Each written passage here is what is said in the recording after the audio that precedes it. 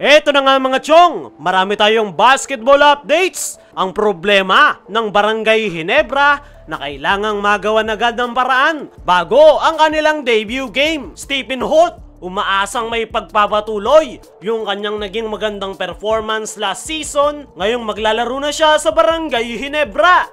Kahapon nga mga chong ay itinanghal na PBA Rookie of the Year itong bagong Barangay Ginebra player na si Stephen Holt. Masayang-masaya nga ang reigning Rookie of the Year dahil ito nga yung kanyang kauna-unahang achievement sa PBA. Pero tila back to zero nga raw itong si Stephen Holt dahil naninibago nga raw ito sa kanyang bagong kupunan na Barangay Ginebra. Kung matatandaan nyo mga chong, napasama nga itong si Stephen Holt sa nangyaring blockbuster trade ng Barangay Ginebra at Terra Firma Jeep.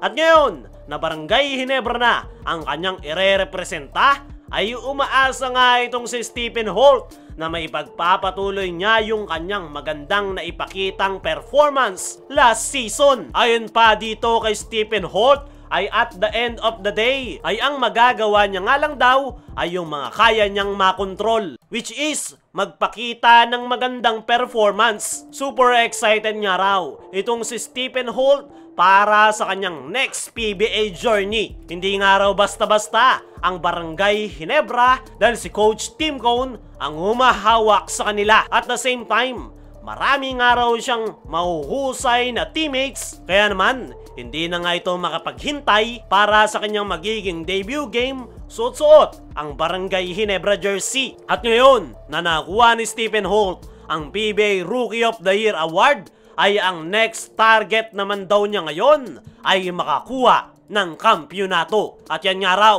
yung kanilang main goal ngayong conference. Para sa akin mga chong ay naniniwala ko na malaki ang may tutulong nitong si Stephen Holt sa kupunan ni Coach Tim Cone, lalo na't hindi pa rin makakapaglaro si Jamie Malonzo sa kanilang kupunan. Kaabang-abang nga yung kanyang magiging role sa Barangay Ginebra dahil loaded na loaded nga yung kanilang front court position. Kung si Stephen Holt ay next target ang kampyonato, ang problema ng Barangay Ginebra na kailangang magawan agad ng paraan bago ang kanilang debut game. Itong mga nakalipas nga na araw mga chong ay nagkaroon ng mga tune-up games ang Barangay Ginebra bilang preparation para sa pagbubukas ng panibagong season ng PBA. Ilang combination nga ang kanilang ipinakita na pwede nilang magamit this upcoming Governors Cup. Pero kung mayroong mga bagong combination na maaasahan ang Ginebra, meron naman silang isang problema na kailangan na nilang agad magawan ng paraan.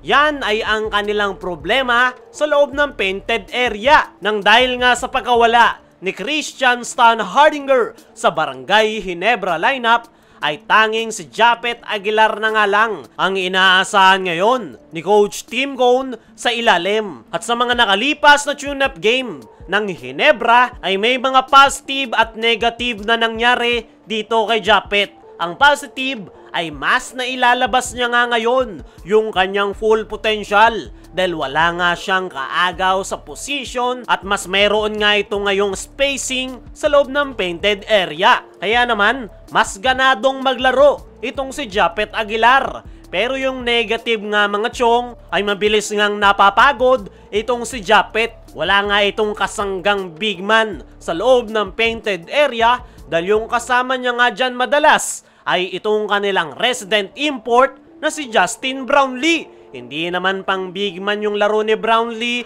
at ang role lang nito ay alalayan si Japet sa loob ng painted area. Mukhang nasanay na nga si Japet na mayroong kasama sa loob ng painted area, kaya naman ngayong siya lang ang aasahan ng kanyang kupunan ay mukhang naninibago nga ang nasabing big man. At yan nga yung problema ngayon ni Coach Tim Cone sa Barangay Ginebra. Lumakas nga yung kanilang backcourt rotation dahil sa pagkakadagdag ni RJ Abarrientos, pero napakalaki nga ng ibinagsak ng kanilang front court position dahil si Japet lang ang naiwan sa kanila. Ayon nga sa mga trusted source ay sinusubukan ng gawan ng paraan ng Barangay Ginebra yung kanilang problema sa ilalim. Wala nga raw munang player movement o mga trades na mangyayari dahil gusto ngang subukan ng Ginebra coaching staff at ni Coach Tim Cone yung kanilang bagong rebuild na lineup. Titignan pa nga nila